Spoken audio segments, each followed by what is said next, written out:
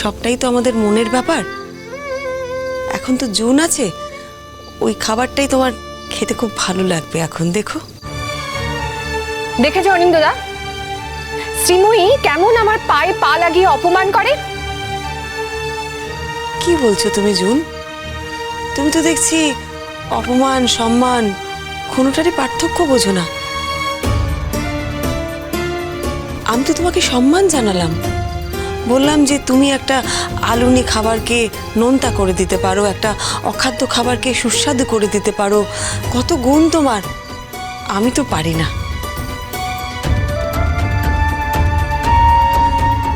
তোমরা কথা বলো, আমি আর তোমাদের বিরক্ত করব না।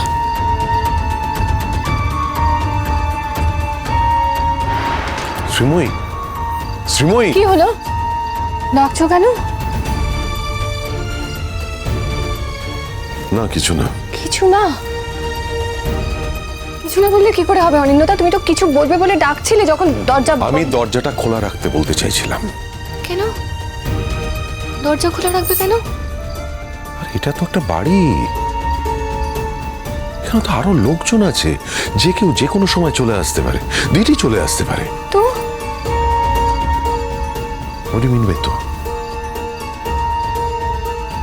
তখন শ্রীময়ী এলো, আমি তোমার হাত ধরে দাঁড়িয়েছিলাম। শ্রীময়ী দেখেছে বলে তোমার খারাপ লাগলো অনিন্দদা? তোমার একটা কথা বলবো জুন,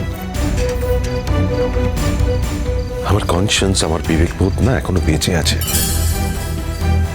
ফরচুনেটলি এখনো হয়তো পুরোটা শেষ হয়ে যায়নি। শ্রীময়ী এখনো আমার স্ত্রী, আজ অব্দি এখন অব্দি আমি ওর সেবা নিয়ে চলেছি। এই ঘরটা ওর ঘর, আর ওই মেয়েটা নিজের ঘরে এসে দেখছে আমি আমার গার্লফ্রেন্ডের হাত ধরে দাঁড়িয়ে আছি। এটা ওর খারাপ লাগা ভালো লাগার কথা না, সম্মান অসম্মানের কথা, চূড়ান্ত অপমানের কথা। তুমি তো তোমার মান অপমান নিয়ে এত সেন্সিটিভ, আর নিজে একটা মেয়ে হয়ে আরেকটা মেয়ের মান অপমান বোঝো না। কেন বোঝো না জুন? ভাই,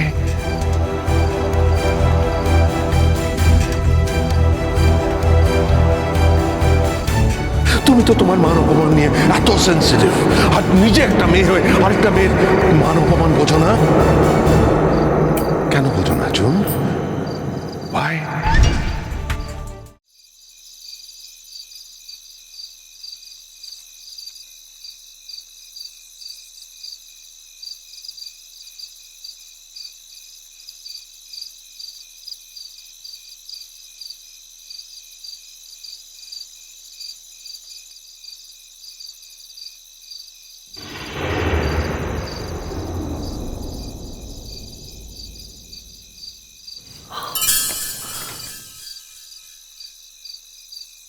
তুমি আজও? অন্য কেউ থাকলে আমি বসতাম না। আমি কিন্তু জুনকে বারবার করে বলেছিলাম থাকার জন্যে। তুমি জুনকে জিজ্ঞেস করে দেখতে পারো। আর কথাটা কিন্তু আমি মন থেকেই বলেছিলাম। আচ্ছা, জুনের কথা আসছে কেন? তো আর কার কথা আসবে?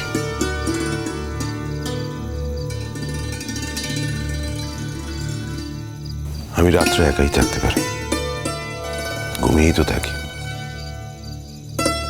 তুমি তো শোবে না, ঠায় চেয়ারে বসে থাকো, জেগে থাকো,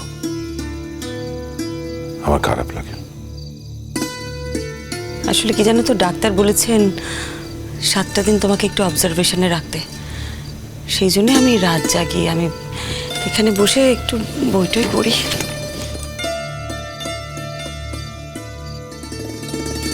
এত বড় একটা খাট, আমি একটা পাশে পড়ে থাকি, তুমি তো অন্য পাশে এসে শুতেই পারো।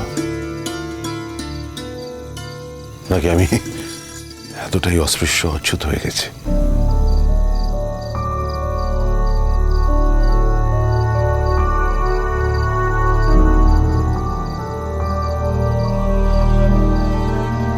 আমি এই কথার উত্তর দেব না।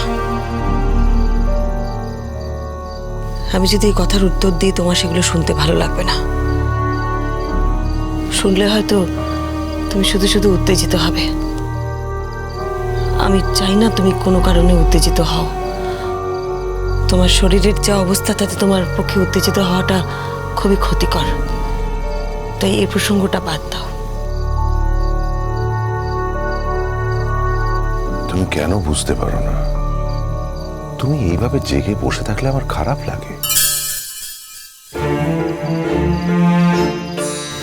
আমার অভ্যেস আছে। জাম্বু যখন ডাক্তারি পড়তো আমি তো সারা রাত ওর পাশে বসে থাকতাম, সারা রাত জাগতাম ওর সাথে। তাছাড়া টিঙ্কা যখন গান লেখে বা গান তৈরি করে না, আমি সারা রাত জেগে থাকি ওর সাথে। গান শুনতে শুনতে কখন ভোর হয়ে যায়, রাত কেটে যায় বুঝতেই পারি না। সেটা দিঠির পরীক্ষার সময় ওর সাথেও তো আমাকে জাগতে হয়, কতবার রাত্রে ওই কফি টফি বানিয়ে দিতে হয়। ওরও তো দাদার মতন রাত জেগে পড়াশোনা করার অভ্যেস না। তুমি আমার জন্য ভেবো না, আমার অভ্যেস আছে। শ্রীময়ী, আমাকে সারা জীবন অপরাধী করে রেখো না প্লিজ।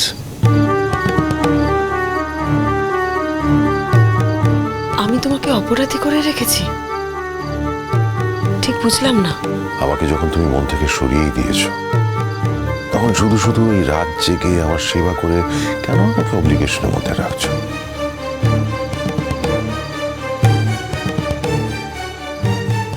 মন থেকে কে কাকে সরিয়ে দিয়েছে নিজেকে জিজ্ঞেস করো কথাটা। আমি জানি, আমার মনের দিক থেকে আমি ক্লিয়ার। ঈশ্বর জানেন আমি তোমাকে মন থেকে সরিয়ে দিয়েছি কিনা। কি বলতে চাইছো ঠিক বুঝলাম না।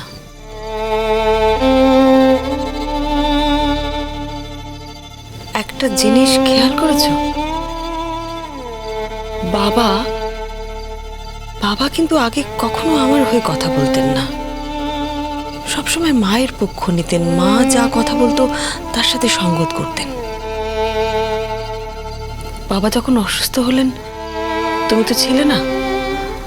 বাবার চিকিৎসার সব সিদ্ধান্ত আমি নিয়েছি, বাবাকে সুস্থ করে তুলেছি, বাড়িতে ফিরে নিয়ে এসেছি। তারপর থেকে বাবা কিরকম বদলে গেছেন। বাবা এখন সবসময় আমার হয়ে কথা বলেন, আমার হয়ে ফাইট করেন। অদ্ভুত ব্যাপার, আগে কিন্তু কখনো। এর একটা কারণ আছে আমার মনে হয়। বাবা মনে করেন যে আমি বাবাকে নতুন জীবন ফিরিয়ে দিয়েছি। সত্যি কথা বলতে কি আমি কিন্তু কিছুই করিনি, আমি শুধুমাত্র আমার কর্তব্য করেছি। আমার জায়গায় যদি পাড়ার কোনো লোক থাকতো সেও সেটাই করতো, কিন্তু বাবা সেটা মনে করেন না। তুমিও হসপিটাল থেকে ফেরার পর না কেমন অন্যরকম হয়ে গেছো। তুমিও হসপিটাল থেকে ফেরার পর না কেমন অন্যরকম হয়ে গেছো। মানে এই হসপিটাল থেকে ফিরে আসার পর আমি তোমার সেবা করছি, তোমার যত্ন করছি, তুমি সবসময় কিরকম একটা কৃতজ্ঞ ভাব দেখাচ্ছ। তুমি এমনভাবে কথা বলছো যা তুমি আগে কখনো বলনি। তোমাকে দেখে আমার মনে হচ্ছে আমি মানুষটাকে চিনি না। তুমি নয়, যেন অন্য একজন কথা বলছে। যা সত্যি আমি তাই বলেছি। তাই সত্যিটা কি অসুখ হবার পর আবিষ্কার করলে? হয়তো তাই।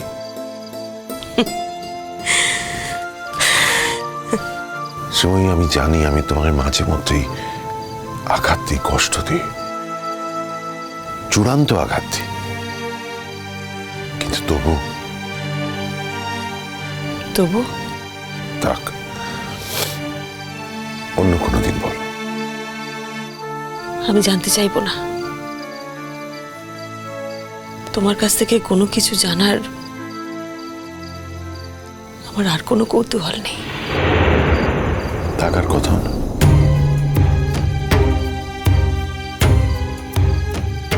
আসলে তোমার যন্ত্রণা তোমার মতন, আমার যন্ত্রণা আমার মতন।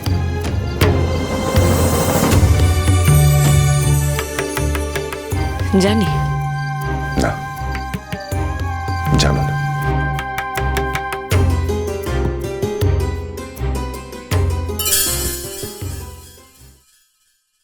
আচ্ছা শ্রীময়ী, আমরা বাড়ির লোকেরা সকলে মিলে কতদিন বেড়াতে চাই না, তাই না? যাও না, সবাইকে নিয়ে ঘুরে এসো, ভালোই তো লাগবে। আমার একা ছেড়ে দেবে? একা ছেড়ে দেবে মানে?